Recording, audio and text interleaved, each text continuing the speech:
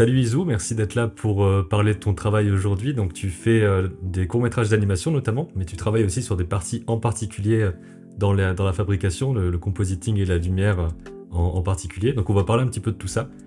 Et j'aimerais bien faire un petit tour au début de ce que tu as fait par le passé, les différents courts-métrages. Je sais que j'ai découvert ton travail avec Féroce, qui est pas ton premier film, et j'ai pu voir les autres récemment que tu as pu me présenter. Ben, bonjour à toi, hein, voilà. Donc, moi, j'ai un parcours. J'ai commencé très tôt. Ouais. Moi, l'animation. J'ai commencé à bricoler des petits films quand j'avais 12 13 ans. Vraiment, là, c'était en Super 8 parce que les Ouais. caméras vidéo à l'époque, on pouvait pas faire de l'image par image, donc c'était l'enfer. Donc, il y avait que la pellicule pour le faire. Donc voilà, j'ai commencé à faire un petit film, j'avais 16 ans, et puis ensuite, voilà, complètement en autodidacte avec des bouquins, en lisant ce que je pouvais trouver sur l'animation pour fabriquer un banc de titre moi-même aussi Hmm. pour pouvoir filmer, quoi. Et c'est comme ça que j'ai rencontré, c'est à La Fabrique, au studio La Fabrique, Ouais. à Montpellier, là, un réalisateur qui s'appelle Bernard Palacio, et j'avais juste écrit parce que j'avais trouvé l'adresse sur l'annuaire quand j'avais 16 ans, quoi. Et je lui avais demandé conseil comment on pouvait faire se lancer dans l'animation. Et lui, il m'avait très gentiment répondu en me disant, ben voilà, de passer, et puis qu'il montrerait le studio, qu'il me ferait visiter. Et moi, Ah je oui, lui ai bon, c'est une voilà, ouais, ouais, super ouais, occasion. ouais. J'étais allé avec mon père, on avait visité le studio, je lui avais montré ce que je faisais en Super 8, le petit film que je faisais.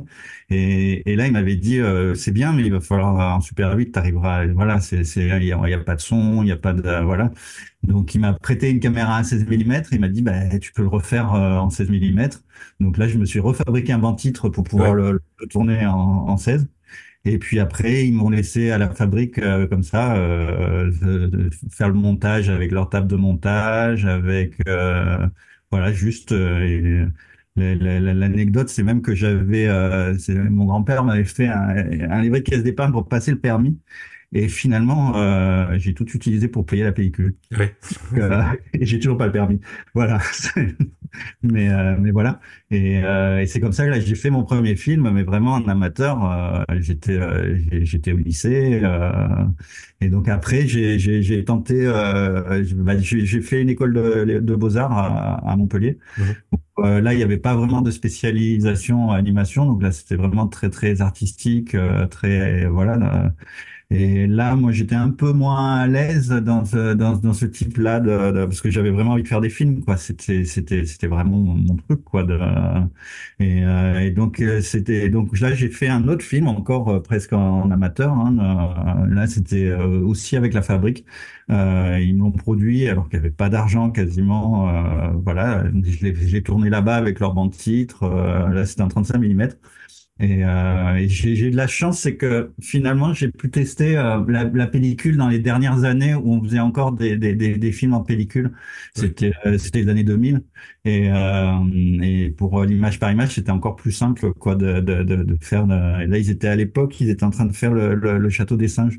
Mhm. Donc c'était voilà, et c'est comme ça aussi que j'ai rencontré Jean-François Leguilloni, voilà, avec qui voilà, on discute toujours de projets, de choses comme ça voilà, je lui demande des conseils.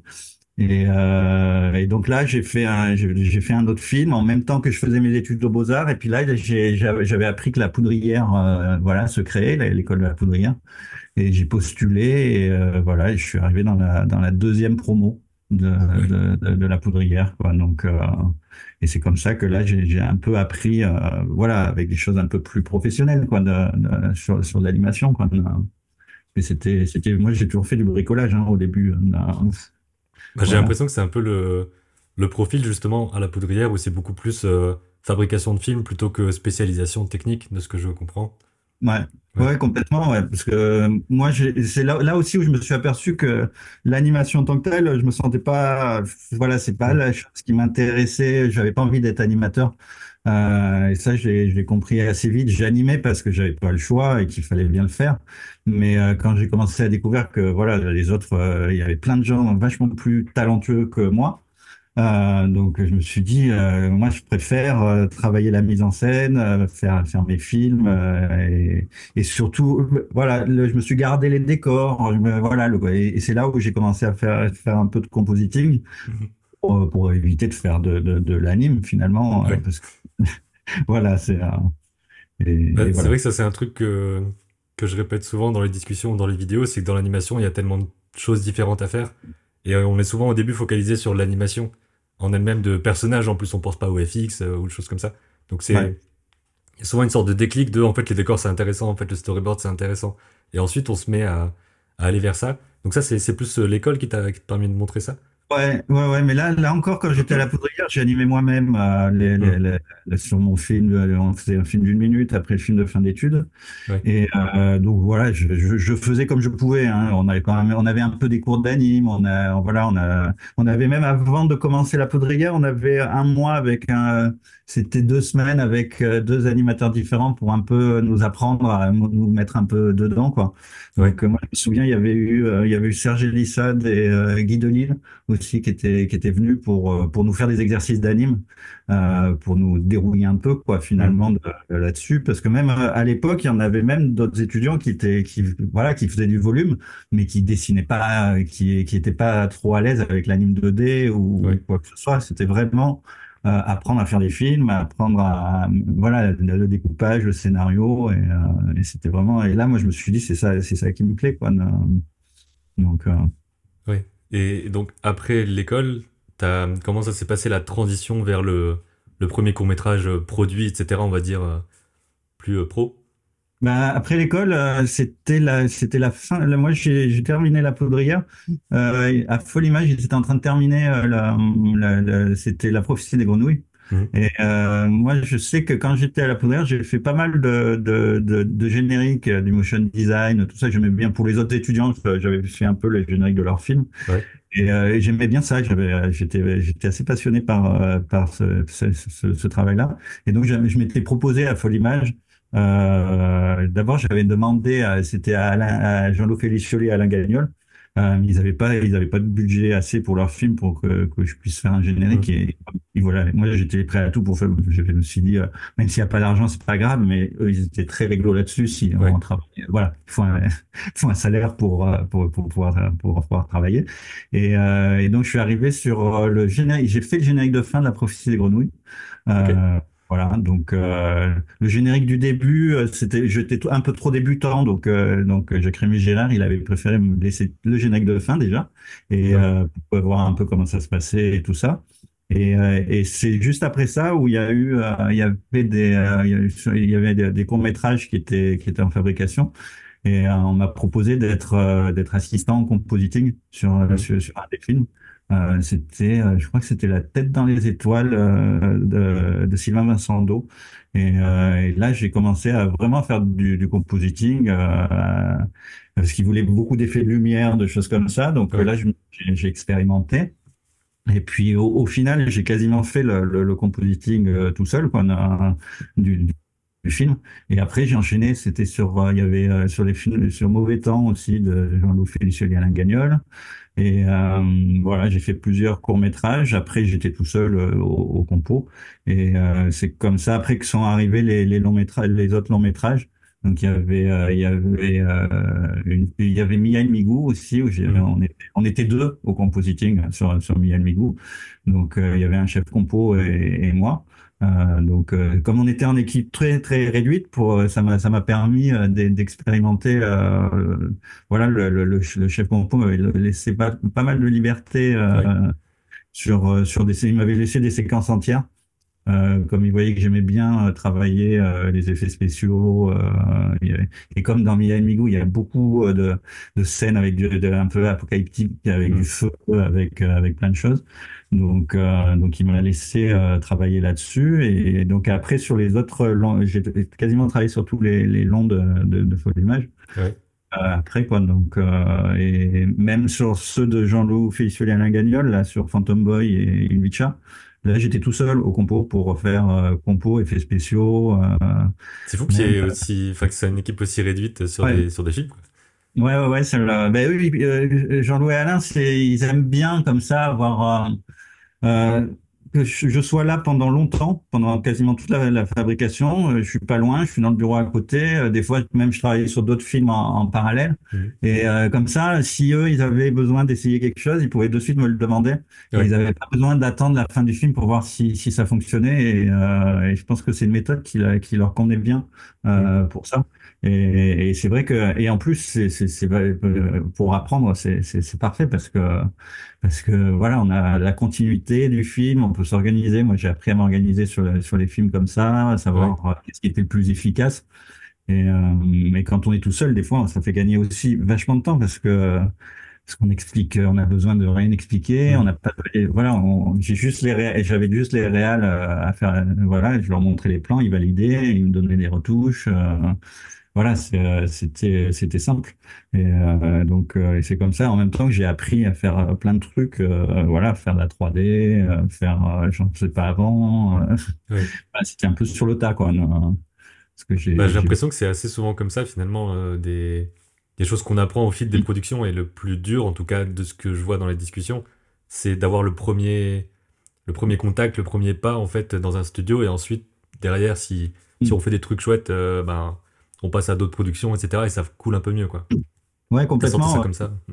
Et puis des fois c'est voilà, c'est avec des réalisateurs, voilà, on s'entend bien. Jean-Louis Alain, c'est deux réalisateurs, voilà. Maintenant ça fait, j'ai travaillé sur tellement de films avec eux qu'on se connaît vraiment bien. Voilà. Après c'était même j'ai travaillé jusqu'à Tantilda sur les longs métrages avec Benoît Cheux aussi qui avait Mhm. travaillé sur Miel Migou, voilà, qui me demandait des fois d'essayer des choses au niveau des effets spéciaux, des idées un peu comme ça.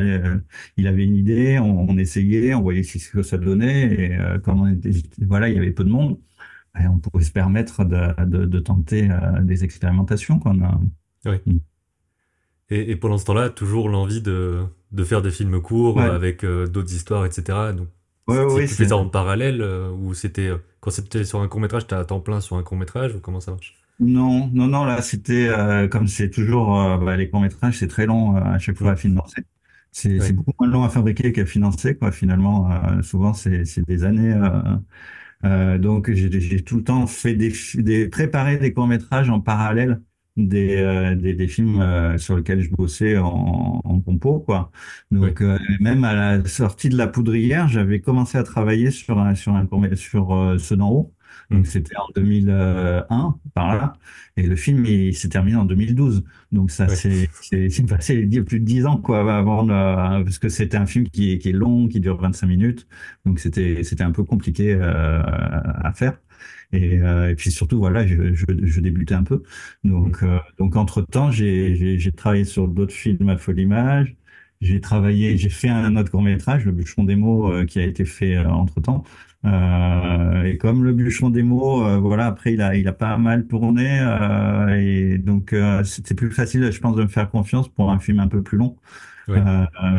Tenter un film de 25 minutes, c'était un peu plus, voilà, c'était plus rassurant, je pense aussi au niveau prod. Hmm. Mais même si Sonoro, c'est pas un gros budget, hein, c'est pas un budget de 26 minutes, hein, c'est presque la moitié d'un 26 minutes Ouais. classique pour télé. Et voilà, donc là j'ai fait ça. Après, pareil, Féroce, ça a été presque 4 ans, quoi, 3 ans de recherche de financement et 1 an de fabrication. Ouais. Donc Donc, pendant la recherche de financement ou même ouais, avant, bah, tu fais ta voilà, pré-production finalement, tu fabriques voilà, c'est les ça. bases. Et c'est pour ça que c'est bien d'avoir maintenant, de plus en plus, je me dis, il faut avoir plusieurs projets en parallèle, Hmm. même en court métrage, bosser sur des choses, avoir voilà, travailler sur des idées, des concepts, et puis voir un peu qu'est-ce qui se développe, sur lequel on est le plus à l'aise, et puis voilà, parce que même là, ça fait quelques années là que je suis sur un projet d'omnibus de film, l'étrange collection là, Hmm. avec Folimage, donc où il y a six histoires d'horreur adaptées de littérature. Et c'est long, hein, parce que c'est en plus d'être une idée de long métrage, je pensais faire ça après Féroce. Et Ouais. finalement, je m'aperçois que j'ai eu le temps de faire un court-métrage entre-temps avec le voyage immobile. Et là, on est encore en développement pour ce projet-là, quoi. Donc c'est bien de pas être à 100%, de pas être focus à 100% sur un projet et d'avoir plusieurs possibilités et d'être un peu Des fois qu'il y en a flexible. un qui se débloque avant, qu'on puisse fabriquer avant l'autre, etc., quoi. Ouais, voilà, complètement. Ouais, parce que ça, c'est important, parce que sinon, s'il y en a un qui bloque, on se retrouve un peu coincé, parce que redémarrer un Mm. autre projet, donc après, c'est pas facile de travailler en parallèle sur plusieurs films, Ouais. mais je pense que, voilà, par sécurité, c'est pas mal quand même, hein. Ouais. Ouais. Et je voulais juste faire un petit point sur le côté distribution, diffusion de ces films-là, parce que j'ai vu que dans le making-of de Féroce, tu disais que ceux d'en haut, c'était pas évident à placer en festival, par exemple, parce que c'est un film Mm. plus long, aussi c'est un film angoisse, etc. Est-ce que c'est une difficulté de faire des films d'animation, justement, dans ces genres-là, un peu plus horreur, thriller, des choses comme ça? Ouais, ouais, oui, Mm. c'est compliqué, hein, parce qu'on est, c'est déjà sur Féroce en plus c'était un peu extrême comme film. C'était vraiment, bah, c'est un film de genre Mm. typique, hein. Un survival, ouais. C'est ça quoi. Donc au niveau distribution, on a essayé il a plus tourné par exemple à l'étranger qu'en France. Ouais. C'est étrange, mais c'est parce que souvent les festivals, en plus de films de genre, un festival par exemple comme Gérardmer, prend pas d'animation dans les courts-métrages. Ah Donc, oui, pas du tout, ok. non, pas du tout. Donc c'était un peu, je sais pas si ça a changé depuis, mais à l'époque c'était pas possible. Donc il y avait que certains festivals où on pouvait voilà, parce que déjà, je pense que peut-être que le public amateur de films d'horreur n'est pas forcément un public qui regarde beaucoup d'animation. Mhm. Euh, et il faut montrer qu'on peut être au niveau aussi Ouais, de certains films d'horreur. Donc, il y a des choses à prouver. Et c'est vrai qu'en dehors de l'anime japonaise, il n'y a pas beaucoup de films de genre en animation.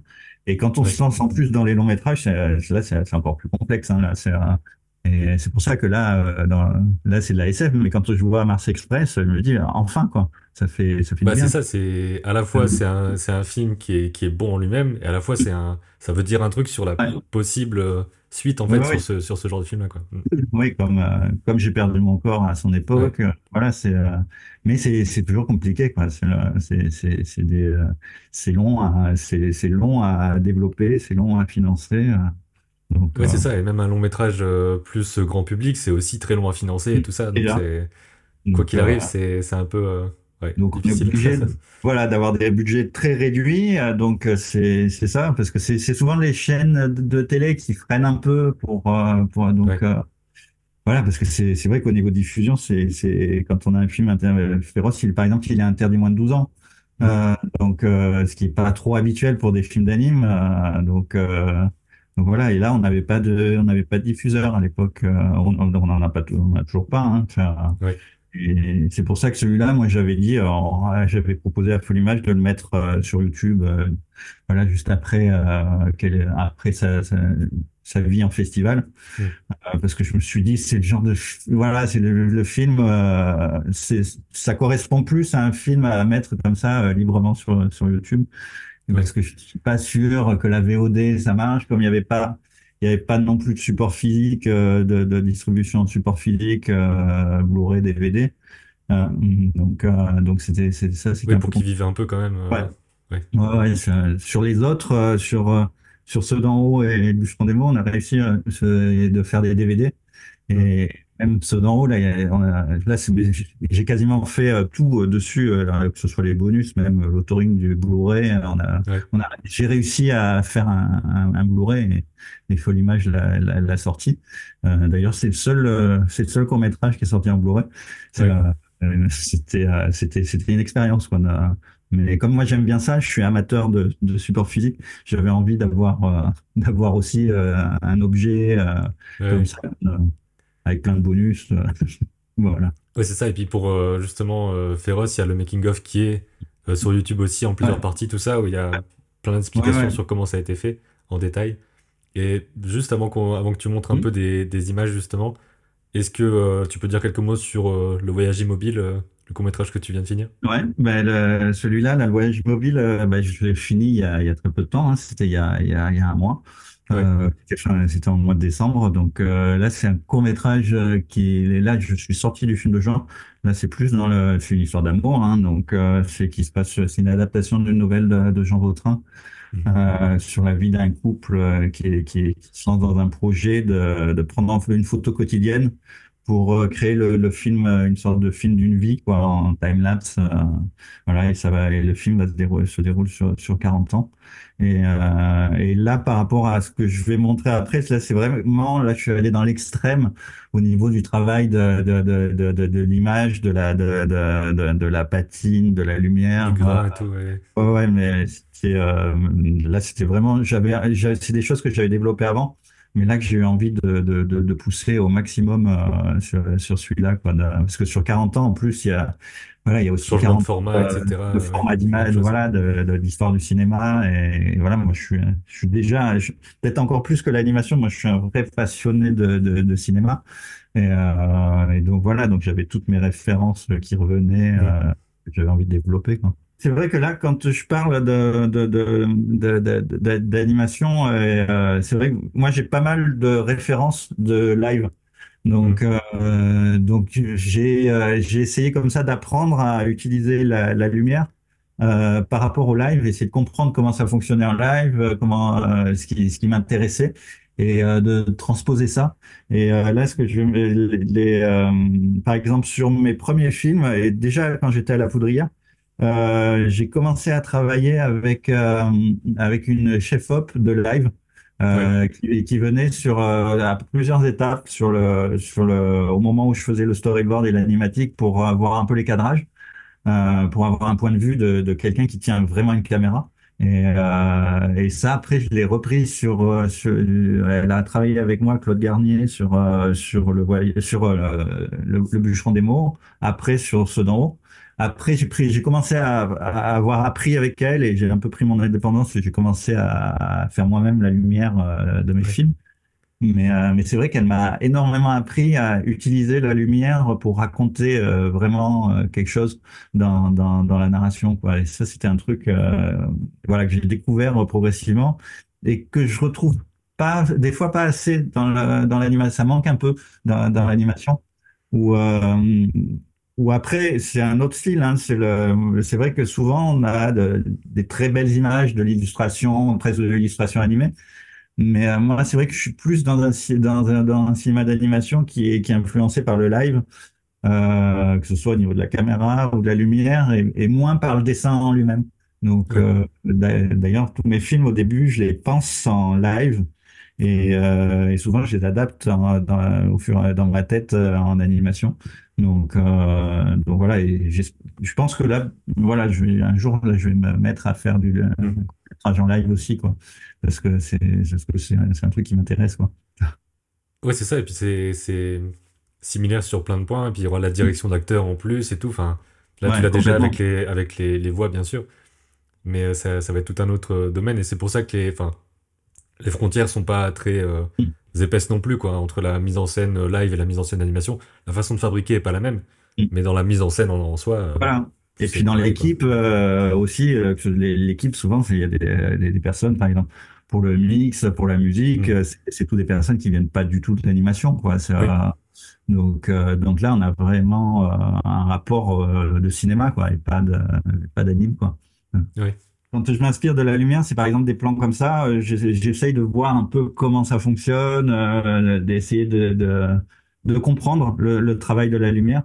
Oui. Et par exemple, je sais que j'ai énormément été influencé par Darius Khondji, qui est un chef-op qui a bossé sur Seven, sur Mhm. Delicatessen, et qui a vraiment un travail. Et en plus, c'est intéressant, je trouve, par rapport à l'animation, c'est que lui, il travaille souvent, par exemple, pour les intérieurs, il part de l'obscurité et il Mm. monte cette lumière progressivement. Par petites touches. Et moi, ça, c'est quelque chose qui m'a influencé en dessin quand je fais mes décors, en peinture, pour retrouver ce type de travail Oui. sur la lumière, quoi. Et donc ça, c'est les brillances aussi, des fois. Voilà, c'est vraiment quelque chose qui est assez important pour moi. Et voilà, jusqu'au beaucoup plus contemporain, plutôt plus ancien. Voilà, donc là c'était par exemple les références pour le voyage immobile. C'était essayer de retrouver ce type de lumière un peu diffuse qu'on a dans les films des années 40. Et donc, donc voilà, pour ça, c'est vraiment l'influence de ce type de cinéma et Mhm. du cinéma en général où j'essaye après de transposer en animation. Donc, par exemple, là sur ce d'en haut, là, je vais montrer, là, c'était sur papier l'animation, comment je Mhm. monte le plan progressivement. Donc, voilà l'animation. On va voir le décor sans, sans lumière. Là, c'était vraiment le décor brut, Mhm. euh, avec les éléments que je place progressivement. Donc, les lumières, je les place et après, je rajoute des brillances, je rajoute un peu de diffusion, le grain, tout ça. Donc là, c'était vraiment aussi avoir quelque chose de très clair-obscur, Ouais. de traiter là-dessus. Voilà. Parce que les décors, je fais en sorte, quand je les fais, de faire quelque chose de très neutre, juste avec les textures, parce que ça me permet de pouvoir faire des variations aussi selon les jours, nuits, avec le même décor, et faire Ouais. des évolutions par rapport à cette idée-là. Donc Euh, c'est quoi le l'astuce, on va dire, pour faire des couleurs un peu neutres, c'est de pas aller dans des choses trop oui, saturées, trop lumineuses, des choses comme ça? ouais, et de pas marquer trop, là, par exemple, sur le voyage immobile, sur les décors, de pas marquer trop les ombres, souvent par rapport, mettre là je vais te donner un exemple. Par exemple, ici, il y a les ombres sont un tout petit peu marquées, mais j'ai Mhm. pas mis des ombres très fortes par rapport à l'extérieur, parce que par exemple, la lumière du soleil, ça, je me suis dit, je verrai plus tard. Ouais. C'est le genre de choses comme ça me permet d'avoir une ambiance rideau fermé, rideau ouvert, et pouvoir travailler la lumière selon ce que j'ai besoin. Par exemple, là, j'ai rajouté juste les rayons de lumière, mais sur le même décor.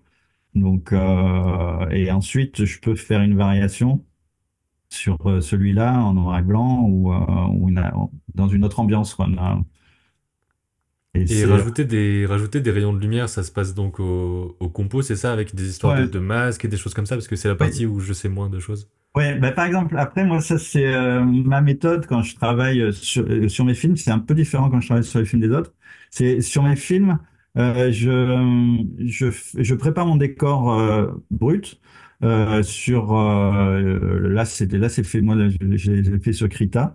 Mhm. Et ensuite, je fais toute la partie lumière du décor sur After Effects directement en faisant des masques, en découpant des éléments en Ok. me disant comme ça, parce que si je le fais sur Photoshop, après, il va falloir que je remette en place la lumière et sur After Effects, parce que des fois, il y a par exemple, les masques, au moins, c'est des masques vectoriels sur After. Donc, Mhm. moi, je peux déjà voir, faire un rayon de lumière sur After, voir ce que ça donne en faisant un contour progressif. Et je me dis, si ça fonctionne, ben, comme ça, je pourrais, quand j'importerai l'animation dedans, il suffit que je la mette que je mette l'animation dans les différentes couches de lumière que j'ai préparées sur After sur mon décor, et comme ça va prendre automatiquement le rendu que j'avais fait sur le décor, quoi. Donc ça, Ouais. c'est aussi pour gagner du temps, parce que en plus des fois, il y a des effets de fusion qui sont un petit peu différents dans After et dans Photoshop ou dans les autres logiciels. Et donc, par sécurité, des fois, c'est pas mal voilà, moi, ça me permet de simplifier les choses Ouais. pour le travail qu'on a. Et puis Et après, en amont, comment ça fonctionne? Est-ce que tu as, enfin, sur tes courts-métrages, je veux dire, est-ce que tu as des étapes que tu sautes un peu peut-être au niveau de la pré-production et qu'ensuite tu travailles tes lumières en post-prod? Ou alors est-ce que tu as vraiment aussi des concept art bien définis avec tes ambiances lumineuses avant? ça dépend. Là, par exemple, là, sur le bûcheron démo, j'avais fait comme ça des illustrations qui sont pas des images du film, juste des concepts Mhm. pour pouvoir voir à peu près l'esthétique que je voulais.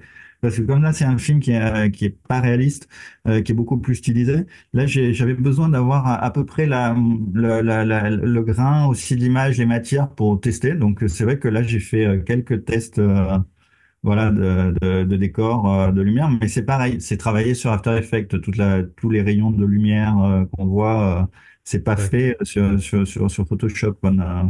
Même les matières que je mets dedans, sur les incrustes avec les enluminures et tout ça, c'est aussi intégré dans After Effects. Après, c'est aussi une déformation de moi. C'est que comme ouais, je fais beaucoup de compositing, le logiciel que je connais le mieux, c'est After Effects, et que je suis plus à l'aise que Photoshop, par exemple. Donc ça, c'est aussi une habitude, mais il y a d'autres, voilà, d'autres personnes qui pourraient dire l'inverse et qui sont plus à Mhm. l'aise sur Photoshop. Donc ça, c'est vraiment. Mais c'est vrai que moi, je le pense quand je fais un décor toujours en prévision du compositing. Donc tout est pensé parce que je sais comment ça fonctionne. Donc je pense déjà à l'avance ce que je vais avoir besoin pour travailler, quoi. ouais. Là, c'est un plan qui existe quasiment qu'en compositing, quoi, parce que l'extrait c'est que des effets spéciaux, des effets de matière. Donc ça, c'est un plan que j'ai pas du tout anticipé à l'avance. Je l'ai créé directement sur After Effects. Alors je commence à tester d'abord le monde caméra avec une petite maquette, voir un peu ce que ça donne au niveau du timing. Là, on voit en haut l'animatique. Là, j'avais essayé, c'est des caméras 3D dans After, hein, Mhm. pour tester. Et ensuite, je commence à mettre mes couches de matière pour voir voilà, pour donner vraiment Là, je crée un décor finalement en compositing, quoi. Donc il y a un Voilà. côté un peu expérimental aussi Ouais, de manipuler des choses, complètement. on teste, de mettre de l'ombre, de la lumière, du grain et on voit ce qui se passe un peu, quoi.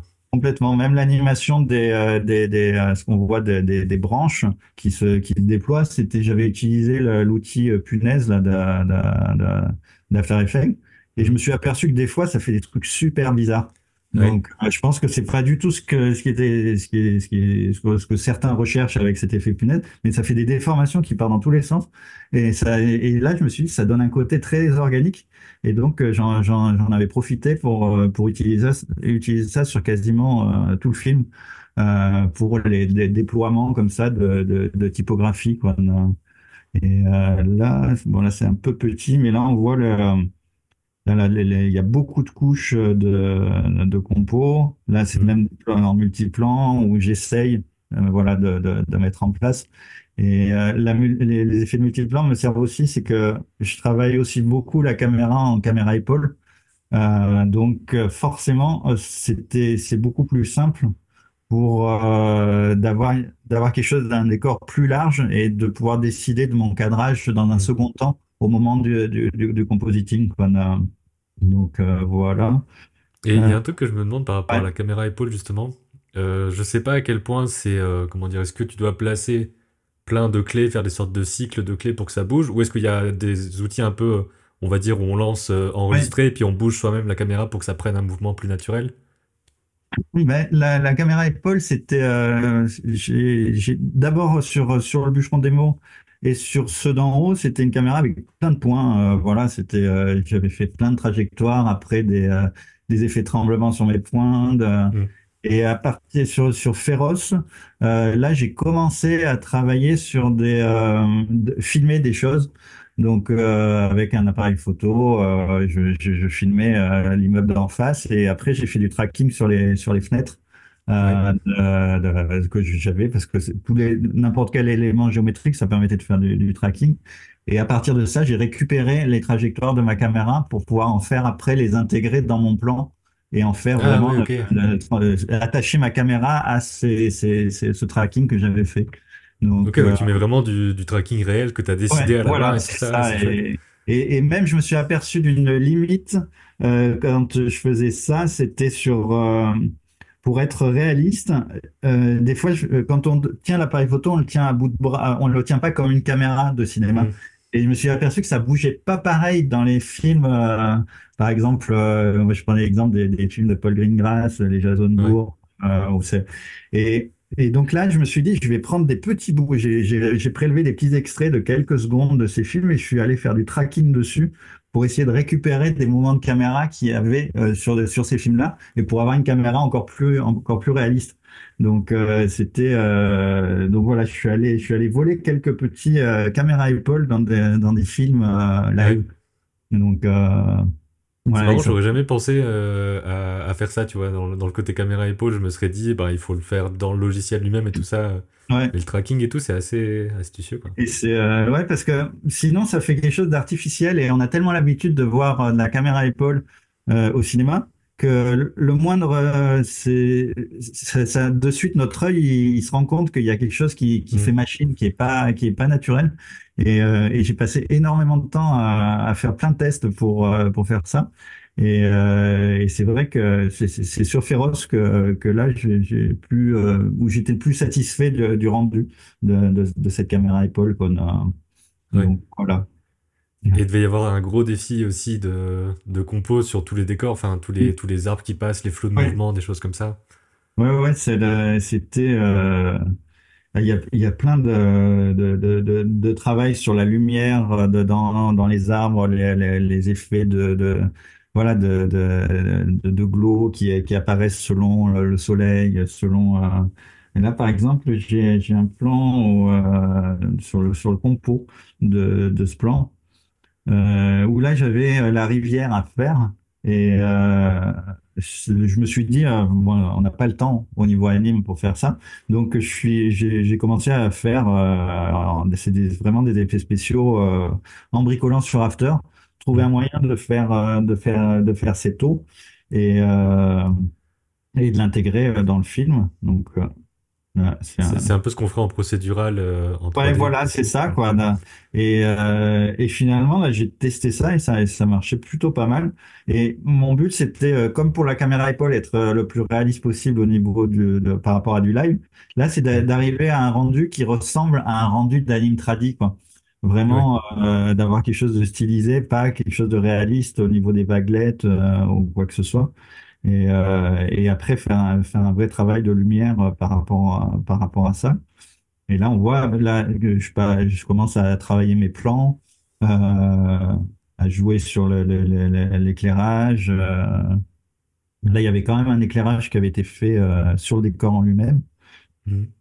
Et c'est tout après en caméra 3D pour avoir cette caméra épaule aussi qui bouge un peu tout le temps. Donc voilà. Et c'est vrai qu'on est obligé de tout détourer, enfin en tout cas d'avoir Ouais, des couches différentes dans nos calques, parce que si on fait une caméra épaule sur une image fixe avec tout, c'est ça fait ça. pas l'effet, quoi. Mm. C'est ça, ouais. Et donc, et des fois, ça arrive que le côté caméra multiplan aussi peut, ça dépend il n'y a pas de règle finalement, parce que des fois, ça peut un peu casser, donner une impression de miniature. Mm. Donc il faut faire gaffe entre le côté réaliste, le côté un peu stylisé. Donc c'est assez complexe des fois à régler. Et, Ouais. euh, et voilà. Donc ça Et à chaque c'est. fois, tu te sers un peu des expériences des films d'avant et aussi Ouais. des longs sur lesquels tu travailles pour Oui, rajouter oui. des nouvelles techniques et tout, quoi. Ben, c'est ça, là. Par exemple, sur les longs métrages, là, j'ai des exemples. Quand je disais que on m'avait laissé pas mal de liberté sur Mia et Migu. Par exemple, sur ce plan-là, il y a que l'animation de l'arbre qui a été faite. Et Mm. après, le feu, la fumée, les nuages, je me suis débrouillé au compo, quoi. Donc là, il y avait l'anime de la vague. Mais après, tout le reste, voilà, tous ces nuages, tous ces reflets, et là, ça rappelle l'eau que j'avais fait dans Féroce, parce que c'est un Ouais. peu la même technique.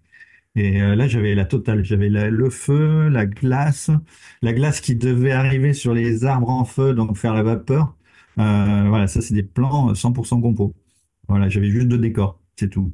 Euh, Et les décors, ils étaient coloriés déjà, lumière, etc. Ou c'était ouais, aussi en aplat et ensuite. là, ils étaient faits. Non, non, là, c'était fait comme c'était fait à la gouache, Mm. à la peinture. Donc là, tout était fait de façon plus traditionnelle, quoi. Là, j'en avais un autre, par exemple. Voilà, ça c'était le plan du titre, où là j'ai dû faire toutes les particules, les petits reflets. Les C'était particules, c'est aussi dans After que ça se dans passe? After, ouais.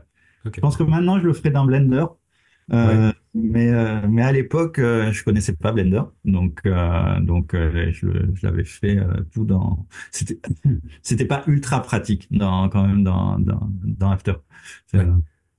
mais voilà, ensuite, ben là, je peux montrer, par exemple, là pour Phantom Boy, il y avait pas mal d'effets spéciaux de 3D. Hmm. Par exemple, toutes les petites les planches avec les boîtes de sardines, c'est de la 3D avec la pluie. Mais ça, c'est toutes des choses au début du film. Voilà, Jean-Loup lié à Alain Gagnon, ils savaient pas du tout comment ils allaient le faire. Donc, Ouais. on a testé. Moi, je leur ai proposé, et puis ils ont vu que ça fonctionnait, et on l'a fait, quoi. Mais eux, ils n'avaient pas prévu de le faire forcément en 3D, quoi. Là, on a un carambolage, par exemple. Ils avaient pensé le faire en anime au début. Hmm. Ah Mais ouais, ça va ça être aurait été un peu un gros long. truc. Voilà, donc là, je l'ai fait. Et à ce moment-là, je connaissais pas bien Blender, hein. J'ai appris Blender avec des tutos YouTube, hein. Ouais. Donc, c'est faire les collisions. Je me suis dit, bon, allez, je vais m'y mettre et je vais essayer de comprendre comment ça marche. Et voilà, j'ai préparé le plan. Euh, voilà, après, il y a que les voitures, là, c'était pas moi qui m'étais occupé de la modélisation, parce que ça, Hmm. c'est quand même un peu complexe à faire. Donc, surtout qu'ils voulaient vraiment un rendu le plus 2D possible. Et ça, comment ça a été fait à ce moment-là? Parce que maintenant, il y a des outils plus simples pour le faire, le cel shading et tout ça. Ouais, Mais pour avoir ce rendu 2D, c'était comment? C'était déjà cel shading ouais, ajouté sur Blender facilement, tout ouais. ça? Tu vois, c'était dans Blender, là, j'avais utilisé Freestyle dans Ah Blender. oui, c'est vrai que c'était ça, ouais. Et c'est vrai que c'est quelque chose que j'utilise encore, hein, même maintenant. Même s'il y a le Grace Pencil qui est vachement bien, mais là, toutes les voitures sont faites en 3D avec. Et ça, quelle question se pose au compo pour que ce soit uniforme et que ça se fonde bien dans la 2D? Parce que c'est souvent ce qui peut faire tâche un petit peu. Enfin, je sais qu'il y a des épisodes de séries animées. Quand il y a une voiture en 3D, tu le vois tellement que c'est de la Ouais, 3D quand tu connais le truc. Donc pour essayer de rendre tout ça un peu ouais. plus ensemble, Mais, quoi. par exemple, moi, il y a un truc là-dessus, c'est vrai que j'ai beaucoup de mal dès que ça se voit, quoi. Hmm. Et déjà, moi, c'est de mettre en pad 2, des fois même en pad 3. Ouais. Et en gros, ça m'est jamais arrivé, je crois, de laisser là sur ces plans-là. Ça doit être là, c'est en pad 2 à chaque fois ou en pad 3, hein, parce que Hmm. le fait que j'ai remarqué même quand je travaille sur la 3D de ces plans dans Phantom Boy, c'est que si c'était en anime tradi, on aurait pu aller jusqu'à deux images, à 12 images secondes. Mais le fait Ouais. que ce soit en 3D, le mouvement est tellement parfait qu'on avait besoin qu'il soit encore plus dégradé que si on l'avait fait en 2D, quoi, pour pas qu'on le remarque. Ouais. Et c'est vrai que la 3D, moi je me dis toujours de l'abîmer au maximum, quoi, pour qu'elle soit le moins visible possible, quoi. Et puis Donc, c'est le mouvement aussi qui parfois peut trahir un peu que c'est de la 3D, surtout quand il y a quelque chose de très complexe qui bouge, oui, qui tourne. C'est à ce moment-là qu'on se dit bah ça peut pas être dessiné oui. tellement c'est complexe quoi. Et les ombres aussi, souvent, ça fait un effet tache d'huile un peu quand un personnage tourne la tête ou quand la Ouais. voiture tourne parce que les ombres vont bouger parfaitement. Et c'est pour ça que des fois, moi, sur les plans souvent, les ombres, c'est la texture qui est à l'ombre. J'utilise pas l'ombre projetée en ray tracing Mm. sur ce Blender ou quoi que ce soit. Et même des fois, je me dis que ouais, c'est plus simple de la dessiner, l'ombre en elle-même. Et, Ouais. euh, et j'avais entendu parler, mais j'ai pas vu, mais et il paraît que il y avait un court-métrage du studio Ghibli réalisé par Miyazaki, je crois que c'est dans ces derniers, où c'était fait avec il y avait une chenille, je crois, qui était en 3D. J'avais vu quelques images et je voyais sur l'animation 3D, ils avaient fait les ombres en 2D. Ok, Euh, ouais, j'ai pas et vu là, je ça. me suis dit, c'est vachement intéressant parce que on peut profiter du rendu 2D, mais si l'ombre est faite à la main, elle va avoir ses petites imperfections. Mm. Et je pense que comme ça, on ne verra plus le fait que c'est de la 3D, quoi. Et Ouais. ça demande un peu de temps parce qu'il faut faire les ombres à la main. mais je pense que c'est une bonne piste ça Un pour bon un. entre-deux, quoi. Ouais, ouais, ouais, ça. Donc voilà. Après, j'ai ça c'est des courts-métrages de Folie Image aussi où j'ai travaillé le Tigre sans rayures. Là, il y Mhm. avait pas mal d'effets de lumière. Il voulait vraiment le réalisateur un rendu illustration. Voilà, donc Et donc, quand tu fais un plan comme ça veut dire que tu ouais, as, on va dire, peut-être un masque qui suit la luciole oui, pour que la lumière se mette au bon endroit. c'est C'est ça. comment? Souvent, j'ai un décor, je fais un décor lumière et un décor ombre. Et Ouais, ensuite, j'anime un masque qui fait apparaître l'un et l'autre ok. selon les besoins, quoi. Puis là, il y avait des petits reflets. Là, j'ai animé les lucioles. Là, c'est une luciole qui était animée image par image. Et Ouais. ensuite, c'est moi qui ai fait les trajectoires et qui ai mis en place la lumière, quoi. Donc voilà.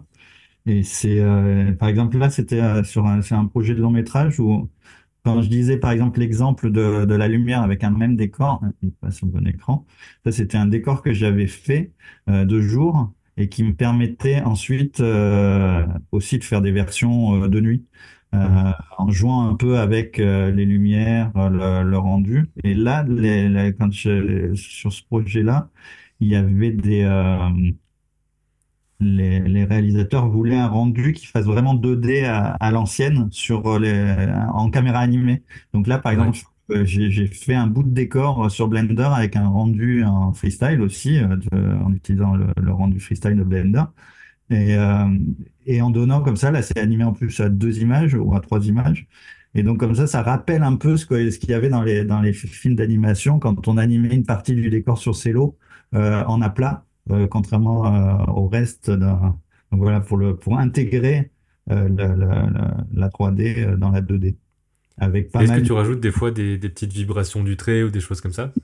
Là, j'avais utilisé dans des modifieurs sur Freestyle. On Mhm. peut avoir ces vibrations de trait. Ouais. Et comme la vibration est différente et le trait est un tout petit peu différent sur chaque image, ça permet de donner l'impression finalement que le trait a été animé à la main. Donc ça, c'est un truc qui est vachement bien, je trouve. Ouais. On peut donner des petits défauts comme si c'était des crayonnés. Et ça peut donner des choses super intéressantes, je trouve. C'est, Bah, je sais que moi je suis plus dans justement cette vision-là on veut une image en particulier, on prend de la 2D, de la 3D, on fait un peu ce qu'on veut. J'ai déjà entendu des personnes préférer vraiment, si c'est de la 2D, c'est de la 2D, si c'est de la 3D, ouais, c'est de la 3D. Moi je suis plus dans ce mélange-là, ouais, d'essayer plein de trucs en fait, de juste rechercher une image et pas spécialement une technique. c'est ça. Moi, je me dis, on a plein de possibilités. C'est le rendu final qui compte. Mhm. Après, le reste, je me dis, pour y arriver, on s'en fout. C'est que c'était. Finalement, il y a que ceux qui le font qui se disent, on, je l'ai fait en 2D, je sais que ça a été fait à la main, mais après, ceux qui le voient, ça changera pas grand-chose. Mhm. Et sur Féroce, c'était particulier parce que il y a une partie qui se passe dans le milieu urbain qui a été fait sur TV Paint et tout le reste, ça a été fait sur le papier. Et c'est vrai que je peux dire, cette partie-là, c'est le côté forêt, un truc plus organique. Mais finalement, c'était pour une raison toute simple. Ça coûtait moins cher parce qu'on avait, il restait pas mal de papier de Phantom Boy. Ouais. Et à l'époque, il y avait une prod qui utilisait beaucoup de Cintiq, donc on n'avait plus de licence TV Pen dispo. Donc on s'est dit, bah, finalement, il n'y a qu'un personnage, autant le faire sur papier, quoi. Et c'est vrai que quand on a un seul personnage, souvent, surtout là, c'est un film d'action, il n'y a qu'un seul niveau. Donc il n'y a pas besoin d'avoir, et sur papier, gérer un niveau, c'est pareil que de le faire quasiment Mhm. sur TV Pen. Donc on s'est dit, on va le faire sur papier. Et les parties en numérique sur TV Paint, c'est des parties finalement qui ont été faites par un studio en Suisse, mais eux, ils n'étaient pas équipés pour travailler sur papier. Donc c'est pour ça que eux, ils ont travaillé directement en anime 2D sur TV Paint, quoi. Donc Ouais. et en même temps, ça collait bien avec les rendus différents, quoi. Et là, en plus, c'est drôle parce que là, quand je montre un plan comme ça, je me contredis un peu parce que ce plan-là, c'est un des seuls plans urbains qui a été fait sur papier. Ah Mais ouais. je vois pas la différence finalement. Donc voilà, c'est pour ça que c'est intéressant de voir qu'il n'y a pas vraiment de, quel que soit le moyen, ben le résultat, voilà, si on veut des traits clean en anime papier un peu et aussi Hmm. sur Paint et inversement. C'est, et le fait de l'avoir fait en papier sur Pharos, c'était même plus simple parce que j'avais envie d'avoir un trait un peu sale. Et ce trait sale, ça a permis, ce que j'ai demandé, c'est que aux animateurs de pas essayer de travailler proprement, que les Ouais. traits ils soient pas bien fermés, c'est pas grave, on s'en fout. S'il y a des traces de doigts, s'il y a voilà, on a tout gardé. Et je trouve que ça fait un rendu qui était intéressant, quoi. Donc voilà, et d'essayer d'utiliser les particularités qu'on a. Mais c'est vrai que moi je suis pas un puriste en me disant il faut absolument respecter une technique particulière, quoi. Ouais, Donc c'est voilà. ça. Bah, je pense juste qu'il y a peut-être des gens qui se disent si c'est fait à la main, c'est entre guillemets plus impressionnant. Et si on veut me faire Ouais, croire que c'est à la main, on me trahit en quelque sorte. Mais ouais. je trouve que c'est un peu bizarre parce que finalement, c'est juste on fait Après, des images, quoi. Enfin, moi je trouve que l'argument là-dedans, je trouve intéressant, c'est juste de dire je prends plus de plaisir à le faire à la main. Et hmm. là je comprends. Ouais. Parce que je sais par exemple quand je travaillais sur Phantom Boy et sur Invicha, Alain Gagnol, lui, il est quand même vachement plus à l'aise sur papier que sur une tablette, quoi. Donc voilà, je comprends complètement qu'il préfère travailler sur papier parce il a ses repères, il a sa technique qui est ultra efficace. Et il dit pour arriver à peu près le même rendu sur Tiptree, bah pourquoi? Quoi. Puisqu'il va plus vite Hmm. sur papier. Donc voilà, Ouais, c'est ça. Après, là, on va dire c'est la différence papier numérique, mais je pense que le truc souvent c'est la différence 2D 3D où si on essaye de maquiller, on va dire de la 3D en 2D, ça peut. ouais, Il y en a qui le remarquent et qui se disent ah bah vous essayez de me faire croire que c'est fait à la main, mais moi je trouve que c'est quand même fait à la main. Enfin, c'est c'est ça, ouais. fabriqué par quelqu'un et tout. C'est pas. Je trouve que c'est chouette aussi dans tous les sens. Et puis j'aime bien cette mode un peu maintenant de tout mélanger, de faire de l'anime 3D en Ouais, patte ouais, ouais, 2 et tout. ça. Enfin, c'est vraiment un truc qui me plaît ça. Et par exemple là sur le voyage immobile, là, donc j'avais des plans où j'ai préparé de la 3D. J'ai enlevé l'écran. Voilà, il y avait des scènes où pour faire mon décor, pour commencer à réfléchir à la lumière, j'ai commencé à le faire en 3D. Puis là, je me suis dit, il va y avoir plein d'éléments dans le décor à faire. Surtout à l'intérieur, l'architecture, il y a plein de perces et des fois, c'est un peu Ouais. laborieux à faire. Donc, je me suis dit, je vais faire une mise en place en 3D. Donc, j'ai fait la mise en place comme ça en 3D. J'avais une base. Et puis après, je suis revenu en peinture par rapport à ce décor et j'ai Mhm. retravaillé directement dessus, quoi. Et voilà. Et ça, par exemple, c'est le décor brut, sans lumière, juste avec une lumière marquée. Et après, on va voir que ça évolue pas mal. Voilà, ça, c'est le décor avec le compo sur After. Donc, et finalement, je me suis dit, si ça me simplifie la vie de travailler avec une base 3D, bah, je vais Bah oui, c'est c'est et il y en a pas mal comme ça où, par exemple, là, sur un décor comme ça, sur un plan, là, le décor, il a été fait tout à la main. Là, il n'y a pas de 3D. Parce Mhm. que là, j'ai travaillé avec une décoratrice, elle a fait directement, donc je n'avais pas besoin de faire une mise en place 3D. Donc, c'est vraiment au cas par cas. C'est vrai que si moi, je l'avais fait tout seul, peut-être qu'avec l'escalier tout seul, j'aurais fait une petite mise en place en 3D. Mais Et puis là, il y a une imperfection aussi dans l'escalier, il est un peu tordu, etc. Donc oui, c'est peut-être ça qu'a apporté le voilà, et dessin. ça, je trouve c'est intéressant quoi, parce que sinon, faire l'escalier tordu, ça prend du temps en 3D. Donc, Ouais. donc autant le Alors faire. qu'un trait tordu, voilà, c'est un Voilà. trait. Et voilà, c'est ça, quoi. Et là, après, je fais des expérimentations de lumière. Là, je me suis dit, ah, je vais essayer une lumière un peu plus rouge par rapport à la thématique. Et ça, c'est un test en noir et blanc, donc mais avec la même base, quoi. Donc, Ouais.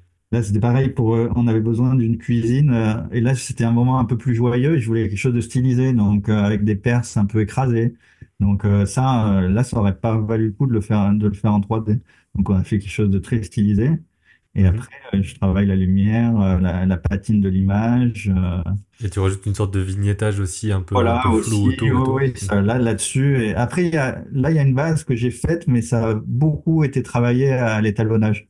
Là, j'ai vraiment, j'aurais pu travailler, le pousser, mais je me suis aperçu qu'un étalonneur de ciné dans une salle, il pouvait pousser encore plus loin le rendu de la pellicule.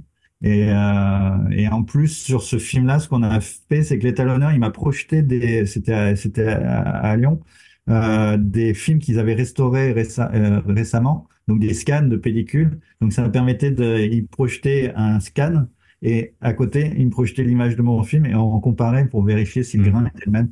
Ouais. Donc ça permet vraiment d'aller dans l'extrême, mais là, ça devient presque de la maniaquerie, hein. Ça- Voilà, là, c'est des ambiances avec le même décor, de pouvoir avoir des ambiances différentes, quoi.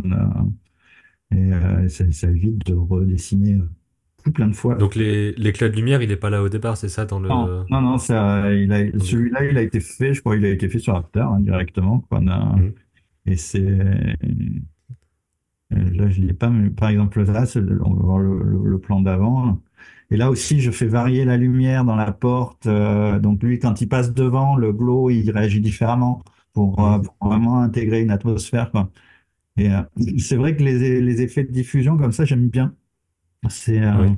j'ai vachement été influencé, je pense, par l'anime japonaise qui utilise énormément ça, que ce soit dans Mamoru Oshii, dans les Ghost in the Shell. Il y a toujours cette diffusion lumineuse.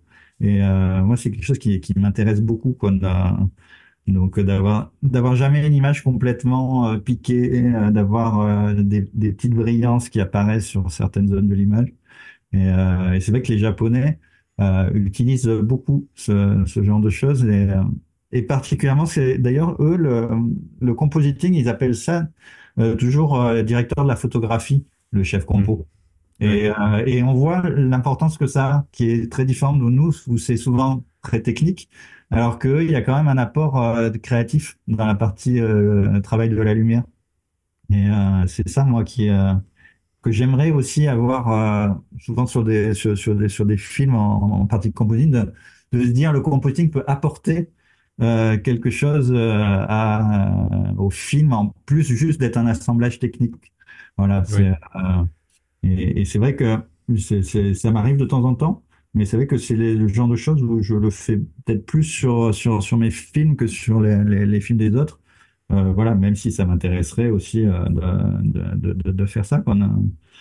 Donc voilà, là j'ai encore quelques plans où on voit là, c'était le projet de film d'horreur là qu'on a toujours avec Folle Image. Ouais. Et voilà comment je monte. Là ça a été fait, là ça a été fait sur TV Paint, une animation. Et après, voilà, avec un décor qui était une base en 3D. Parce que comme il était flou, là si j'avais pas besoin d'avoir beaucoup de détails. Voilà, là, on voit les différents masques pour faire des lumières. Voilà, un peu de brume. Et là, Et donc en fait, c'est vrai que ça c'est un truc qui me, enfin, je pense que j'en avais conscience, mais de voir des vidéos de compositing, etc., ça me fait vraiment comprendre le truc. On n'a pas besoin de travailler la lumière forcément pendant non, qu'on fait la colo. Moi, j'avais l'impression qu'il fallait faire les ombres et tout ça pendant la colo, alors que on peut aussi se débrouiller au compositing. voilà. On peut le faire des fois. En colo, souvent, on faisait une palette par séquence pour avoir un peu, pour pouvoir faire des variations, pour pas pousser non plus de toucher toutes les couleurs du personnage Oui, sur chaque plan. Mais après, c'est vrai que pour l'intégration, moi, je me dis, bah, on va l'intégrer au compo et puis on va modifier les couleurs, même les liserés de lumière. Voilà, je les ai pas, ils n'ont pas été faits à l'anime et ça permet de gagner. C'est souvent pour gagner du temps hein, aussi mm, et maîtriser certaines choses quand c'est mes propres films. Voilà, là la lumière permet de mettre le personnage est sous la lumière, donc ça permet de l'intégrer dans le reste du décor, quoi. Alors qu'au ouais. début, il n'était pas du tout intégré. Euh, voilà, j'ai un autre plan par exemple où là on voit qu'il y a là, c'est une palette de base. vraiment avec des contrastes où je me suis dit, je verrai plus tard. Le liseré, c'est juste un petit décalage de la même anime et un peu abîmé. J'avais fait un décor sur une base aussi en 3D que j'avais peinte. Et à partir de là, on voit que là, il n'y a rien qui s'intègre. Et là, maintenant, je vais monter les lumières en réfléchissant, en disant, il y a la lumière de l'extérieur qui est là, il y a les lampes, voir un peu ce que ça peut donner pour découper un peu le personnage dans le plan. Parce que là, on voit qu'il n'y a pas de, voilà, tout est un peu écrasé. Donc, avec des liserés de lumière. Là, il y a toujours un côté un peu brumeux, quoi, qui permet même la fumée, je l'avais fait directement dans After. Et puis voilà, et puis là je monte un peu derrière pour le décoller aussi du reste de l'image, après des brillances. Ouais. Et c'est en rajoutant Ouais, une petite ombre, un petit éclat de lumière qu'on sent voilà, l'impact des choses autour de lui. voilà. Et là je commence à vraiment, et Mm. je pousse de plus en plus avec les lumières. Et là on voit que par exemple là de suite il est un peu plus intégré. Et Ouais. après je rajoute pas mal de filtres aussi sur l'image pour la granularité, pour pas que ce soit trop piqué, avoir un peu, voilà, ce rendu un peu argentique. Et voilà, et là, d'un coup, on a une image qui a un peu plus de vie, quoi. Donc Ouais, la voilà. différence est vraiment ouf dans le Ouais, sens ouais, où ça. c'est vrai tu disais au tout début on part de l'obscurité, enfin en tout cas c'est une des techniques, on part de l'obscurité puis on rajoute des lumières petit à petit. Ouais, Et ça, je vois beaucoup plus ça pour le côté éclairage 3D. ouais, Et je le pensais moins comme ça en illustration ou en ouais. animation 2D. Ouais, et là, c'est pareil, là, la lumière sur un plan comme ça, elle a été faite tout au compo. Voilà, donc le rayon de Ah lumière, ouais. j'avais juste rajouté des petits, là en peinture, j'avais fait juste une version avec quelques petits liserés de lumière sur les herbes qui me Mhm. permettaient juste de les placer. Mais tout ça, c'est du compo, quoi. Là, c'est un décor où il y a quasiment aucune ombre qui sont faites, tout est fait sur After quasiment, quoi, Ouais. pour lui donner cette brillance, voilà, dans la lumière et les reflets. Et c'est là qu'il y a les connaissances en photographie Ouais. réelle, Oui, voilà, en décor réel et qu'on puis a de besoin d'avoir l'observation. pour savoir. Ouais. Voilà, là, un plan comme ça, voilà, ça c'est l'anime, c'est un plan un peu gore, mais après j'ai cette version qui est là, c'est l'anime juste qui a été coloré avec quelques liserés de lumière, et ensuite la version avec le compo où c'est à contre-jour, où j'ai essayé de travailler. Le ciel, c'est une réussite d'un ciel de féroce, hein, j'ai même pas refait un Ouais. ciel. Il était flou, c'était pas grave. Donc voilà, et après, j'ai essayé d'avoir des endroits où il y a un tout petit peu de lumière un peu chaude qui passe par-dessus et essayer de trouver comme ça. Mais j'ai cherché, par exemple, sur des plans comme ça, il y a des moments où je trouve pas. J'essaye, je cherche. C'est pas, il n'y a pas de recette comme ça qui fonctionne à tous Mhm. les coups, quoi. Et c'est aussi de l'expérimentation qu'on a. Donc voilà. Mais c'est vrai que je trouve que c'est super de montrer tout ça parce que j'ai l'impression que en tout cas peut-être dans le côté école, de ce que je vois Ouais, en parlant avec les gens en école, il y a le côté un peu le compositing, c'est limite un peu le truc à la fin qui va être très technique, qui fait un peu peur, etc. Et on voit ouais. peut-être un peu moins ce côté artistique, directeur photo, peut-être. Ben, c'est ça, ouais. Souvent, c'est l'étape qui arrive à la fin Hmm. et il n'y a pas beaucoup de temps. Et puis, comme souvent, et même il y a des réalisateurs, pas forcément qui ont d'expérience, mais qui connaissent pas bien cette étape-là. Et donc, à partir de ce moment-là, tout est un peu verrouillé à l'avance. Donc, il y a moins de marge de manœuvre au Hmm. compositing. Donc, c'est difficile de modifier énormément de choses dans la partie compo. C'est un peu verrouillé. Et c'est vrai que moi, j'aime bien arriver tôt sur un film, sur un court-métrage. Là, par exemple, il y a un court-métrage sur lequel je vais travailler bientôt, où le réalisateur, il a commencé à montrer ses plans, ses recherches graphiques. Et là, je lui dis, bah, ça, le fait pas à l'anime. On pourra le faire au compo. Là, je vais Mm. pouvoir peut-être essayer des effets de lumière sur certaines choses. Et souvent, je fais un jour ou deux, comme ça, en début de prod, pour proposer des choses et voir un peu ce qui fonctionne et surtout de pas attendre la fin de la mise en couleur pour être devant certains problèmes, quoi. C'est, Ouais. c'est pour ça que, voilà, ça, c'est des choses qui sont assez importantes, quoi. D'où le fait aussi que c'est conseillé dans n'importe quel projet de court-métrage ou autre d'avoir un plan de test qui est pas forcément Ouais, dans le film, mais ouais, qu'on fasse un plan avec l'image qu'on veut à la fin, le grain qu'on veut à la fin. Et c'est une grosse première étape pour valider aussi les problèmes qu'on va avoir. Est-ce que c'est finalement si malin que ça de faire telle technique ou une autre et tout? Et on peut sauter cette étape assez facilement, c'est je trouve, ça. si on se dit, bon, bah, on verra, tu vois. Donc je sais que c'est un truc que je vais devoir faire. À un moment donné, il faudra que je touche le compo pour faire des tests Ouais, et tout ça pour mon film, pour mon court-métrage. Mais là, ça m'aide déjà un peu mieux à comprendre un peu comment ça ouais, fonctionne. ça. Faudra que je m'y mette, quoi. Puis des fois, même, le test qu'on fait au début, souvent, il est très différent du rendu final. Hmm. Mais ça permet quand même de visualiser ce qu'on a envie et ce qu'on n'a pas envie, Ouais. finalement. C'est ça aussi, d'arriver à... Parce que sinon, on a des impressions, on projette des choses pendant tout le film et on peut être déçu à la fin. Alors que là, on a fait un test, on a déjà une idée concrète du rendu final et se dire, là, on va peut-être pouvoir améliorer un petit peu, on va pouvoir essayer des choses, quoi. Hmm. Donc voilà, et d'autant plus quand c'est avec des personnes qu'on connaît bien ou avec qui on a l'habitude de travailler, quoi.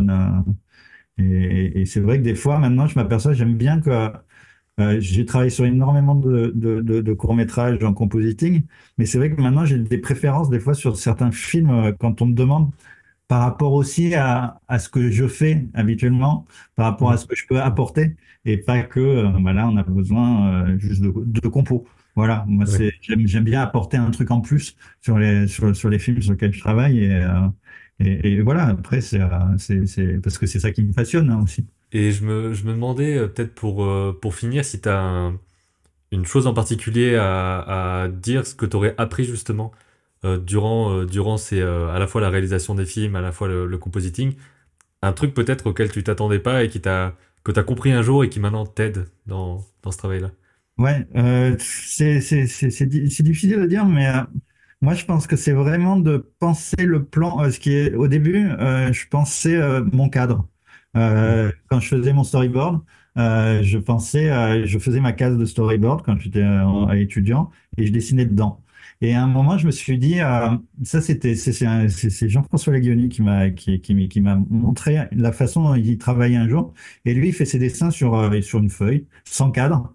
Et après, avec un appareil photo numérique, il va chercher son cadre sur, Ok. sur le dessin. Et Ouais. il disait, là, il a vraiment l'impression de faire du cinéma quand il fait ça, parce que il voit comment il peut cadrer son personnage par rapport à son dessin. Et à partir de ce moment-là, moi, je me suis dit, je vais essayer d'appliquer ça à tous mes films. Et à partir de ce moment-là, j'ai plus jamais fait de cadre avant mon dessin quand je fais ma case de storyboard. Voilà, je fais d'abord mon dessin, je fais mon décor et après je cherche le cadrage. Et ça m'a libéré à un moment au niveau de la mise en scène complètement parce que Ouais. je pouvais et ce qui rejoint après aussi le travail sur la caméra et les mouvements de caméra épaule et tout ça, c'est que ça m'élargissait le champ On a tout le temps l'impression que la caméra peut se décaler un peu à droite, c'est pas grave. C'est Mm. et sur Féroce même, j'avais poussé un peu ça, c'est que j'ai fait un storyboard mais je l'ai pas vraiment respecté, c'est pas toujours la chose à faire. Mais au moment de l'anime, je leur donnais le cadre maximum. Donc je leur disais, là, vous avez c'était à peu près les feuilles A4. Mm. Animer le personnage. Et quand on me demandait le cadrage, je disais, je sais pas encore. Animer le personnage et moi, je m'occuperai en fonction de l'animation, de choisir comment je vais placer la caméra. Et, Ouais. euh, et quand, par exemple, un personnage, ben, il pouvait se baisser, se relever, ben, avec la caméra, je pouvais suivre son mouvement. Et ça donnait quelque chose de très naturel au fur et à mesure. Et ce qu'on retrouve dans du live et qu'on n'a pas forcément l'habitude dans l'animation, et d'avoir comme ça cette liberté de placer la caméra où on a envie. Mm. C'est ça, et pas être réduit juste au cadrage qui a été prévu au départ. Euh, Donc potentiellement, ça prend plus de temps aussi si oui, on anime quelque chose qui ensuite sera zoomé, ouais, etc. Mais ouais, dans le ouais, côté ça. en tout cas ressenti et tout, ça peut avoir un avantage. Peut-être dans un Pour, court-métrage qu'on fait c'est ça. seul ou quoi, ça peut être cool d'expérimenter Ouais, ce mais truc-là. Après, en production, ça prend après, peut-être plus de temps. oui, oui. Et il faut prévenir quand même les animateurs avant parce que des fois, ils se Ouais. retrouvent avec une demi-anime qu'on voit dans le film par rapport à ce qu'ils ont Ouais, fait. c'est ça, t'animes le perso en Euh, entier, finalement, tu vois que le voilà. buste, et puis voilà, quoi. Voilà. Donc, souvent, c'était à l'étape du rough, quoi. Ouais. Mais c'est vrai qu'à l'étape de l'animatique, c'est intéressant de faire ça, de chercher son cadrage, voilà, en fonction du dessin et pas forcément dans une case. Mais Mm. après, je dis ça, c'est une méthode qui me convient, mais je pense que chacun a ses méthodes avec lesquelles ils sont à l'aise. Ouais. Et je sais que Jean-François Aguionis, c'est quelque chose qui est lui, il travaille comme ça. Nous, on a des affinités sur certaines choses dans le travail, donc ça collait à ce que moi je recherchais. Mais peut-être pas, ça marchera peut-être pas pour tout le monde, quoi. Donc Mm. c'est vraiment chacun sa manière, quoi. Et moi, je retrouve un peu ça dans la partie 3D. Enfin, je suis encore en train de me demander un petit peu si mon film sera un mélange 2D 3D, je pense que ce sera ça. Et de modéliser la petite maison du perso en 3D, ça me donne un peu ce côté repérage et tout ça. Je sais, j'arrive bien à voir comment sera la maison. Après, pour savoir où placer les caméras, quelle focale je vais utiliser, j'ai l'impression que j'ai besoin aussi de cette liberté-là de Ouais. naviguer dans l'espace, quoi. Et ça, en dessin, j'ai un peu plus de mal à me le figurer parce que tu te dis à quel point tu fais un dessin grand et tout, mais en 3D, tu poses tes blocs, tu fais ton truc, et Ouais. ça me semble plus fluide et tout ça. Donc Et ça peut être une bonne piste aussi. oui, oui, c'était ça que ça m'est arrivé récemment. C'était il y a un peu plus d'un an. J'ai travaillé pour des réalisateurs de live qui font du film de genre. Là, c'est Hélène Caté et Bruno Forzani, et Mhm. qui ont un projet de long métrage en anime. Et eux, venant du live, et comme ils dessinent pas, et qui sont en plus dans leur film live, ils sont ultra précis, mais vraiment au millimètre près leur cadrage. Sauf que là, il fallait, et en dessin, on s'est aperçu que si je commençais là, en plus, je faisais les décors sur ce projet-là. C'était juste un teaser. Mais je pouvais pas me permettre de dessiner, parce qu'eux, ils n'étaient pas sûrs de la focale, de l'angle de caméra. Ils avaient besoin d'essayer. Donc, c'est là que j'ai fait des mises en place en 3D de tous les décors avant Ouais. de commencer à les peindre pour pouvoir caler la caméra avec eux, voir exactement l'angle, avant de me lancer dans la peinture pour pas perdre de temps. Ouais, Mhm. parce que parce que sinon, pour faire un teaser en plus venant du live, ils se rendaient pas compte de certaines choses qui peuvent être très très longues à faire, quoi. Donc, Ouais. pour un teaser de 2 minutes, au début, il devait durer, c'était pour le cartoon movie, il devait durer 1 minute. Au final, il fait 2 minutes 30 le teaser. Donc, Ouais. et voilà, on n'était que deux, quoi. Il y avait juste, en plus, je l'ai fait avec ma société à moi, et donc on est que deux, avec Efang Wei qui est aussi réalisatrice.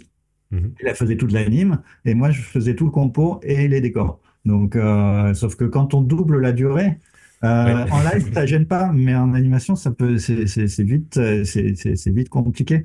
Donc c'est pour ça que là on avait réussi à trouver des méthodes et ça leur a permis à l'avance de savoir que quand ils vont pouvoir lancer leur projet de long métrage, il va falloir qu'ils préparent peut-être une animatique très poussée, peut-être en Mhm. 3D, peut-être même en filmant des acteurs pour avoir des refs, pour pas épuiser les animateurs si au moindre changement de Ouais. position. Et voilà, c'est ça, quoi. Donc voilà, à chaque fois, le fait de faire des tests avant, ça permet de se rendre compte de ce qu'il y aura besoin dans l'avenir, quoi, sur le projet, quoi. C'est- Ouais, c'est clair. Et peut-être, voilà, en conclusion, le court-métrage que tu as fini, il sera diffusé comment? Est-ce qu'il sera visible en festival prochainement, des choses comme ça? Pour l'instant, là, ouais, voilà, là, ça va être les festivals. Il va commencer sa vie en festival. Là, je sais qu'après, il y aura un DVD qui va sortir. Il n'y aura pas de Blu-ray cette fois-ci, j'ai juste un DVD en fin d'année, début d'année prochaine. Mhm. Et ce sera un DVD où il y aura aussi Ceux d'en haut et Le bûcheron des mots qui seront dans le même. Ouais. Voilà. Et il sera en VOD aussi à un moment. C'est en VOD payante, je crois, sur Vimeo, comme les autres courts-métrages de Folimage, Ok. qui existent en VOD aussi sur Vimeo. Je crois toujours, hein, mais que je dise pas de bêtises, mais je pense que oui. Donc voilà les moyens de le voir. Vu qu'il n'y a pas de diffuseur télé, il n'y a pas d'autres possibilités là Mhm. que les festivals. Merci beaucoup d'avoir partagé tout ça. Je mettrai des liens vers les films qui sont dispo sur YouTube, vers le making-of de Féroce et puis vers ton site. Et voilà, j'espère que ça a plu à ceux et celles qui ont regardé de comprendre un peu plus sur le compositing. Moi, ça m'a aussi débloqué deux, trois choses, donc merci beaucoup pour ton partage. Mais merci à toi.